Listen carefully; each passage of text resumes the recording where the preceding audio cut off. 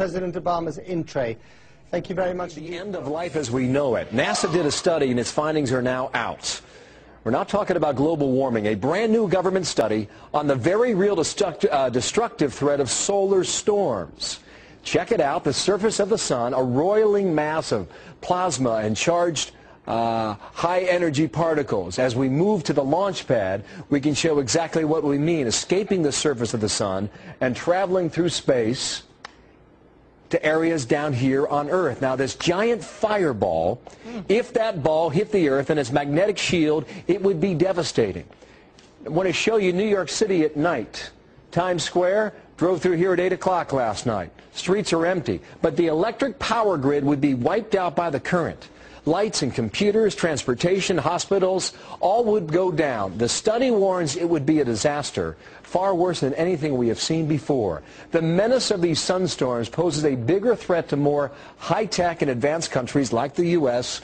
Everything from our sewage systems to our Wall Street banks operate with our power grid. And a game-changing solar storm that could hit at any time. So how worried should we be? Sounds like we should be. Michio Kaku is an astrophysicist and author of The Physics of the Impossible. Sir, good morning to you. Welcome back here. Glad to be on your show. Now, what I'm reading here scares me to death. Should I be that way? That's right. We're talking about a potential Katrina from outer space. Katrina caused about $100 billion in property damage. And unless we begin to make efforts now to reinforce our satellites and power grid, we could have something maybe 10 times bigger than Katrina, because we're talking about the loss of all electricity and all satellite activity. We'd be thrown 100 years back into the past. Michio, has this happened before? In 1859, we had a humongous storm that wiped out telegraph poles, and we tried to then estimate what kind of power could do that. And we now realize that we are very young in the space age. If something like the 1859 storm hit again, it would literally paralyze all the United States, not just for a day or an hour, but for months to years. Transformers would short circuit and burn out. Satellites would be fried to a crisp. And the sun, however, has these storms every 11 years. Every 11 years, the magnetic field flips. But in 2012, we do expect perhaps another big one. Well, we have never before in our history, in human history for that matter, relied so much on technology as we do today.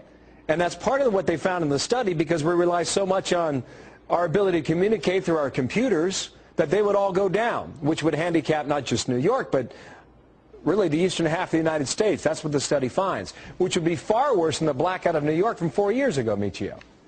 That's right. Those blackouts only last for a few hours to a day.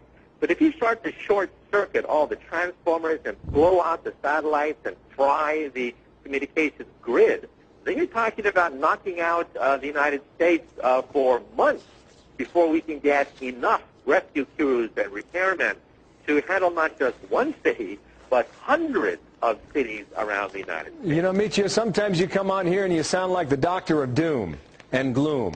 Does something like this keep you up at night? It does, and I think with Katrina, you know, engineers knew that Katrina could happen, but they did nothing because they said that it's not going to happen while I'm around. Well, now we learned the lesson. You have to prepare for things, especially when you know that at some point it's inevitable that we're going to have another big one, like we had back in 1850.